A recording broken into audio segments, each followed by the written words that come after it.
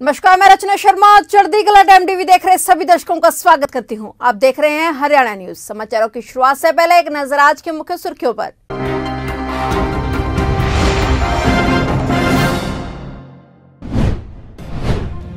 आज महान क्रांतिकारी चंद्रशेखर आजाद का बलिदान दिवस। सीएम मनोहर लाल ने महान क्रांतिकारी चंद्रशेखर आजाद को श्रद्धांजलि की अर्पित।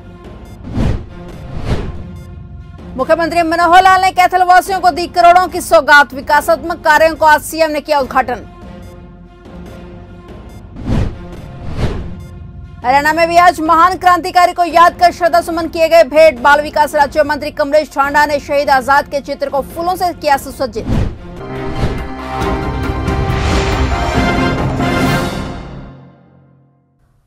और अब समाचार विस्तार से।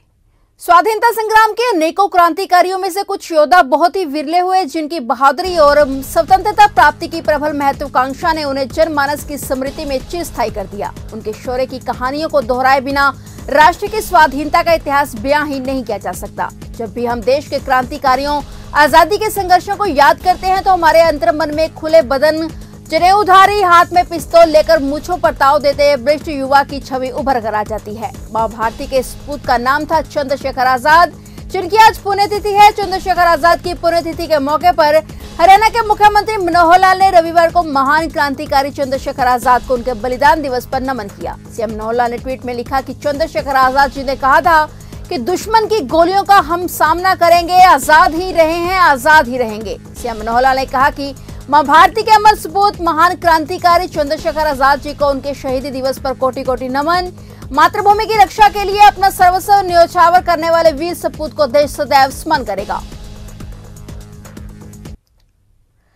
मुख्यमंत्री मनोहर लाल कैथल के 11 मुखी मंदिर में आयोजित महारुद्र यज्ञ में शामिल होने पहुंचे। उन्होंने कहा कि कोरोना के चलते पिछले 2 साल से इस तरह के कार्यक्रमों में शामिल होने का मौका नहीं मिल पा रहा था, लेकिन अब जब कोरोना के मामले घटने पर परिस्थितियां बदली हैं और अब उन्हें लोगों से मिलने का मौका मिल रहा है। उन्होंने कहा कि वे कैथल में जल्द एक बड़ी जनसभा करेंगे, जिसमें कैथल जिले के कई विकास कार्यों को तोहफा दिया जाएगा। और इसी के साथ ओल्ड पेंशन स्कीम पर मुख्यमंत्री मनोहर लाल ने कहा कि कांग्रेस ने पुरानी पेंशन खत्म कर दी थी। उन्होंने कहा कि कांग्रेस पहले हमें यह जवाब दे कि उन्होंने पुरानी पेंशन बंद क्यों की थी। प्रदेश सरकार द्वारा ओल्ड पेंशन स्कीम लागू करने को लेकर विपक्ष के आरोपों को उन्होंने दोगलापन बताया। इसी के साथ यूक्रेन में फंसे हरियाणा के विद्यार्थियों को वापस देश लाने के लिए की जा रही कोशिशों के सवाल पर उन्होंने कहा कि मैं खुद लगातार विदेश मंत्रालय के संपर्क में हूं। इसके लिए हमने चंडीगढ़ में कंट्रोल रूम भी बनाया है। उन्होंने कहा कि यूक्रेन में फंसे भारतीयों को एयरलिफ्ट करने की योजना सफलतापूर्वक काम कर रही है, जिसमें हरियाणा के कई विद्यार्थी भी अब तक वापस आ चुके हैं। हवन यज्ञ जो चल रहे हैं, एक बड़े लेवल का एक कार्यक्रम है।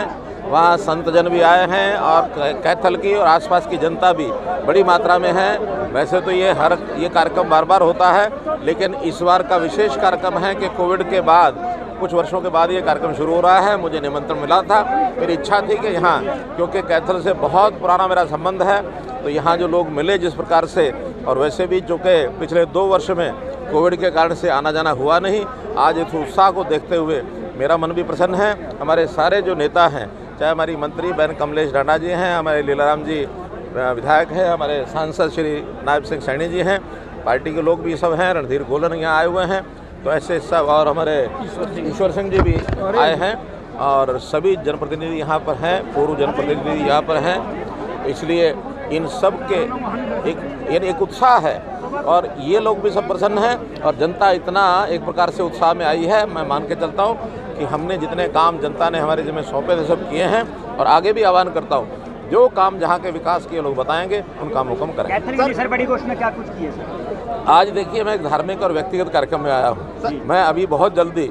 यहाँ आकर के जनसभा करूंगा और जनसभा में फिर जो भी जिले की जितनी योजनाएं हैं उनकी घोषणा करूंगा। राजस्थान सरकार द्वारा पुरानी पेंशन बहाल कर दी गई और पुलिस कर्मचारियों को भी सर्व दिया गया। देखिए, ये कांग्रेस दोगली है।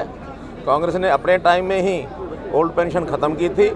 आज ये अपने टाइम में ही केवल चौके शुरा छोड़ना कोई ना कोई और जनता को बहकाने के लिए कुछ करते हैं। मुझे पहले इसका जवाब दें कि इन्होंने ओल्ड पेंशन जो है वो खत्म क्यों की थी, इसका जवाब देंगे तब बात करेंगे। रूस यूक्रेन में सर पुलिस भत्ता 300 से 3000 कर दिया राजस्थान में। पुलिस राशन भत्ता 300 से 3000 कर दिया। हमारा उससे भी ज़्यादा है, पहले से ही ज़्यादा है। हमारे हरियाणा में जितने कर्मचारी हैं, चाहे वो आंगनवाड़ी हैं, चाहे वो आशा वर्कर है, चाहे वो पुलिस है, चाहे बाकी हैं, सबसे ज़्यादा जो सैलरीज हैं सबसे ज़्यादा भत्ते हैं, यानी ओल्ड एज पेंशन 2500 रुपया देश में किसी प्रदेश में नहीं है। इसलिए हमारे यहाँ आर्थिक दृष्टि से जो जो आवश्यकता है सबकी हमने पूरी की। यूक्रेन में हरियाणा की बेटियां फंसी हैं सर।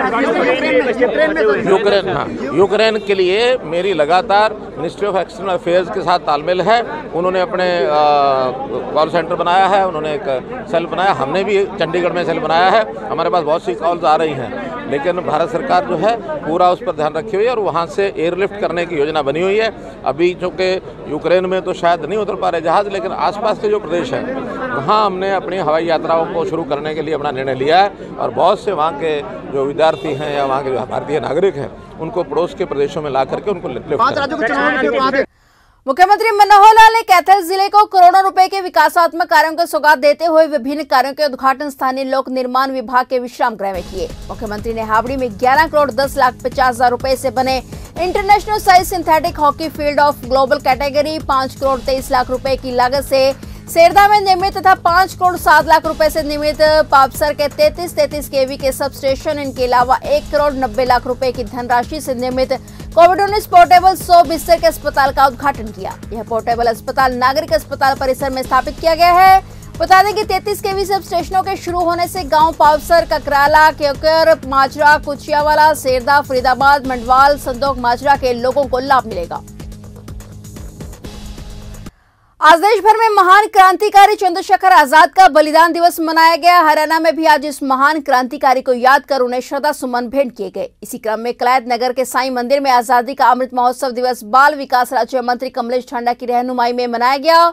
राज्य मंत्री कमलेश ठांडा ने सबसे पहले चंद्रशेखर आजाद के चित्र को फूलों से सुशोभित किया और नमन किया और राज्य मंत्री ने कहा कि बीजेपी सरकार ने हमेशा शहीदों को मान दिया है और उनकी याद में श्रद्धांजलि सभाएं आयोजित की हैं। शहीद चंद्रशेखर आजाद की जन्मभूमि पर बीजेपी के अध्यक्ष ओपी धनखड़ ने भी खुद उनके घर जाकर वहां की मिट्टी लाने का भी काम किया। राज्य मंत्री ने कहा कि भारत शहीदों का देश है और इन्हीं की वजह से हम खुली हवा में सांस ले रहे हैं।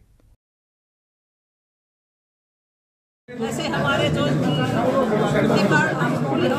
ले याद करना चाहिए और समय पर इस तरह के कार्यक्रम करने। 30 जुलाई 1906 को मध्य प्रदेश के बाबरा गांव में जन्मे शहीद चंद्रशेखर आजाद के बलिदान दिवस पर आज उन्हें देश भर में नमन किया जा रहा है। आजादी का अमृत महोत्सव के तहत हरियाणा में भी आज सभी 90 विधानसभा क्षेत्रों में चंद्रशेखर आजाद को भावांजलि दी गई। भाजपा किसान मोर्चा और भारतीय जनता पार्टी के नेताओं ने सीएम सिटी करनाल में भी चंद्रशेखर आजाद को भावांजलि अर्पित करते हुए उनके महान बलिदान को याद किया। शहर के कन पार्क में स्थित चंद्रशेखर आजाद की प्रतिमा पर पुष्प अर्पित करने के साथ ही भाजपा किसान मोर्चा के सदस्य गरोना में भी चंद्रशेखर आजाद का बलिदान दिवस मनाने पहुंचे। भाजपा किसान मोर्चा के प्रदेश महामंत्री और कार्यक्रम के संयोजक राजेंद्र संधू ने कहा कि हमारे महान पुरुषों के बलिदान की बदौलत ही आज हम स्वतंत्र हैं। उन्होंने कहा कि चंद्रशेखर आजाद ने देश के लिए अपने प्राण न्यौछावर किए। चंद्रशेखर आजाद जैसे शहीदों के बलिदान से प्रेरणा लेते हुए आज के युवा को भी देश की रक्षा के लिए हमेशा तैयार रहना चाहिए। देखिए, आज के बलिदान दिवस पर मैं चंद्रशेखर आजाद जी के चरणों में नमन करते हुए उनको अपने श्रद्धा सुमन अर्पित करूंगा और निश्चित रूप से आने वाली पीढ़ी को, युवाओं को मैं यही आह्वान करूंगा कि वो अपने देश प्रेम, देश के प्रति उनकी जो कर्तव्य हैं, उनका जो प्रेम है, उससे वो जुड़े और हमारे जो पुराने शहीद हैं जिनकी बदौलत हमें आज़ादी मिली है, उनसे प्रेरणा लें और अपने समाज में और देश में आपस भाईचारा और प्रेम बढ़ाते हुए देशभक्ति की ओर बढ़े। धन्यवाद। यमुनानगर में CIA-1 की टीम ने एक ऐसा ठग गिरोह गिरफ्तार किया है जो 3 गुना पैसे करने का लालच देकर व्यक्ति को अपनी बातों में उलझा देते थे और जब असली पैसे लेकर आता था तो नकली पुलिस बनकर उसको डराते धमकाते थे। उसके बाद उसके पैसे छीनकर फरार हो जाते थे। CIA-1 की टीम ने ऐसे 8 आरोपियों को गिरफ्तार किया है, जिसमें एक व्यक्ति उत्तराखंड पुलिस का कर्मचारी भी शामिल है। फिलहाल पुलिस आरोपियों को रिमांड पर लेकर मामले की जाँच कर रही है।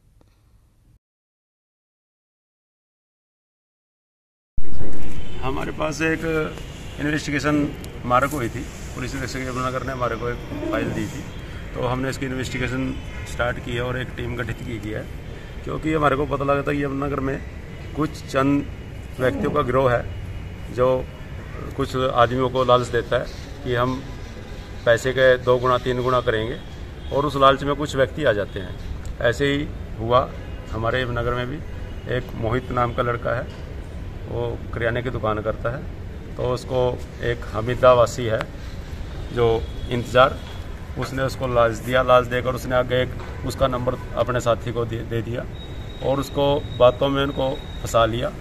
और बातों में जैसे फंसाया तो उसको दिनांक 12 तारीख को उसको 10,000 रुपये दे दिया और उसने विश्वास दिलाया कि ये असली पैसे हैं और आप चला के देखो। तो उसने 10,000 रुपये को उनको चला के देखा कि वो असली थे। उसके बाद उन्होंने फिर 13 तारीख को उसको कॉल की। 13 तारीख को कॉल करके पूछा कि आपको हमने पैसे दिए थे, वो चल गए हैं। तो उसने कहा चल गए जी। फिर उसके बाद फिर उन्होंने कॉल किया, अभी आपने हमारे को अब टोकन मनी देनी होगी, जिस पर उसने मोहित ने 20,000 रुपये उनको टोकन मनी दे दिया। टोकन मनी देने के बाद फिर दोबारा कॉल गई इनके पास कि आपने 14 तारीख को बाकी बचे पैसे लेना, 3 लाख की इनकी डील हुई थी, अभी 3 लाख के हम 9 लाख आपको देंगे।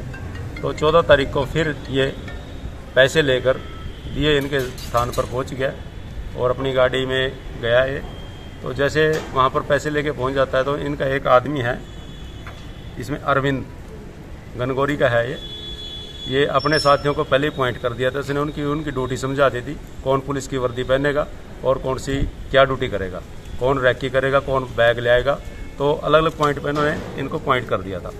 दिल्ली से सटे फरीदाबाद से एक सनसनीखेज मामला सामने है, जहां संगीत सीखने वाली एक महिला की आबरू को उसी के संगीत गुरु ने तार-तार कर दिया। महिला के आरोपों के मुताबिक संगीत गुरु ने उसके अश्लील वीडियो बनाकर उसे ब्लैकमेल करना और बार-बार बलात्कार करना शुरू कर दिया। फिलहाल पीड़ित महिला की शिकायत के आधार पर आरोपी संगीत गुरु को गिरफ्तार कर लिया गया और मामले की जाँच शुरू कर दी गई है। देखिए, जब पीड़िता ने हमें आके बताया तो वो डरी भी हुई थी और उसने अपने पति को भी नहीं बताया हुआ था, लेकिन जिस तरह से हमने उसकी बातें सुनी तो वो सच में ही बहुत पीड़ित थी और वो ये भी नहीं चाहती थी कि मेरी समाज में बेइज्जती हो। लेकिन उसका लगातार जो है हमारे सामने भी कई बार वो बैठी होती थी तो आरोपी का फ़ोन आता था, तो उसके फ़ोन के जरिए हम आरोपी तक पहुँचे। लेकिन ये आरोपी संत नगर फरीदाबाद का है और जो कि फरीदाबाद में सिर्फ आधे घंटे के लिए या 1 घंटे के लिए सिर्फ रात में ही आता है और रात में ही वापस हो जाता था। तो इसको पकड़ना हमारे लिए एक चुनौती तो बन चुकी थी, जो कि नोएडा या दिल्ली मतलब ये कभी भी एक जगह पे टिक के नहीं रहा। कल हमने इसको फिर रात में संत नगर में जब ये आया हुआ था तो हमने इसको वहाँ से गिरफ्तार किया है। 2 मासूम बच्चों को अपने साथ अपहरण करके ले गई एक बुजुर्ग महिला को फरीदाबाद पुलिस ने कुछ ही घंटे में उत्तर प्रदेश से गिरफ्तार कर बच्चों को सकुशल बरामद किया है। देर रात पुलिस ने सूचना मिलते ही कुछ घंटों में ही मोबाइल के आधार पर उत्तर प्रदेश में छापा मारकर बच्चों को बरामद कर लिया और महिला को भी अपनी हिरासत में ले लिया। बताया जा रहा है कि महिला बच्चों को बेचने के लिए ले गई थी, लेकिन पुलिस अधिकारी कहते हैं कि यह तो जांच के बाद ही सामने आएगा। दिनांक 25 तारीख को मेरा कुछ सूचना मिली 12 बजे आसपास, एक लेडी 2 बच्चे चले गए। एक लड़का राजा जिसकी उम्र 6 साल है, लड़की प्रिया रानी जिसकी उम्र 3.5 साल है। जो इन 4 साल दिशा में तुरंत हमने मुकदमा दर्ज करके उसको पता करा कि लेडी उनके पड़ोस में रहना 57 साल की राजकुमारी नाम है जिसका, वो बच्चों लेके चली गई। हमने उसके घर आस पर पता करा है, वो लेडीज में नहीं मिली। जो हमारा शक और पुख्ता हो गया, जो तलाश करने पर पता चला कि उसकी एक लड़की यहाँ रहती है जिसका नाम सोनी था। जो सोनी पता गया उससे पता चला कि मेरी माता मुझे नहीं पता कहाँ चली गई है। जो हमने उसके फ़ोन नंबर का तुरंत पता कर उसने फ़ोन नंबर बताया, उसकी हमने लोकेशन लगाई, जो उसकी लोकेशन शाहजहांपुर यूपी की आ रही थी। जो हमने तुरंत इंचार्ज साहब ने हमारी टीम गठित करके, जिसमें मैं हेड कांस्टेबल राजकुमार, लेडी कांस्टेबल सपना को तैयार करके और इनकी मम्मी को साथ लेके हम शाहजहांपुर तरफ निकल गए। जो वहाँ सुबह हम करीब 11 बजे पहुँचे थे, जहाँ दोबारा लोकेशन पता करने के बाद पता चला कि वो वापस दिल्ली की तरफ आ रही है। जो हम तुरंत इंचार्ज बता दें टीम वहाँ गठित करा के अलग से, जो वापस तरफ आ गए। जो फरीदाबाद पहुँच के करीब रात के 11 बजे 12 बजे बच्चे अपने को छोड़ के फिर बुढ़िया भाग गई। जो बच्चे से बरामद करके उसको और तलाश करेगी, लगभग 4 साढ़े 4 बजे उसको और हमने गिरफ्तार करा है। कहाँ से गिरफ्तार किया गया? ये बुढ़िया नाले के पास। तो क्या महिला ने बताया, जो बच्चे मकसद क्या था उसका? मकसद कुछ नहीं पता, अभी वो कुछ खुल के बताने जा रही है, तफ्तीश जारी है। कोई कहता बच्चों को बेचने फिराक में ले गई थी। कैथल के 11 मुखी शिव मंदिर में आयोजित महारुद्र यज्ञ में श्रद्धालुओं की भारी भीड़ उमड़ रही है। निसिंग क्षेत्र में भी सैकड़ों महिलाओं ने और श्रद्धालुओं ने पहुंचकर यज्ञशाला की परिक्रमा कर पूजा अर्चना की और महामंडलेश्वर योगी यतीन्द्र रंद्रगिरी महाराज से आशीर्वाद लिया। महारुद्र यज्ञ में बर्फानी सेवा मंडल के सेवादारों के सहयोग से एक भंडारा भी आयोजित किया गया। परिक्रमा करने के लिए श्रद्धालुओं में इतना उत्साह है कि वहां पर पांव रखने की भी जगह नहीं मिलती है। कैथल का सौभाग्य है कि एक तो मशहूर है अपने कैथल में 11 रुद्री मंदिर, और उसके अंदर इतना बड़ा महारुद्र यज्ञ होना, तो मैं तो समझता हूँ कैथल का एक लोगों का सौभाग्य है कि उनको ऐसा अवसर मिला। और यहाँ पे जी पूरी हर तरह से व्यवस्था है, जजमानों की है, बहुत काशी से या बनारस से बहुत विद्वान ब्राह्मण आए हुए हैं, महामंडलेश्वर आए हुए हैं, उनके सानिध्य में जो ये यज्ञ चल रहा है पूरे विधि विधान से और पूरे तन मन से हर लोगों का, शहर का सहयोग इतना मिल रहा है कि लोगों में एक जबरदस्त उत्साह। फिलहाल हरियाणा न्यूज में इतना ही। तब तक के लिए देखते रहिए चढ़ती कला टाइम टीवी और मुझे दीजिए इजाजत। धन्यवाद।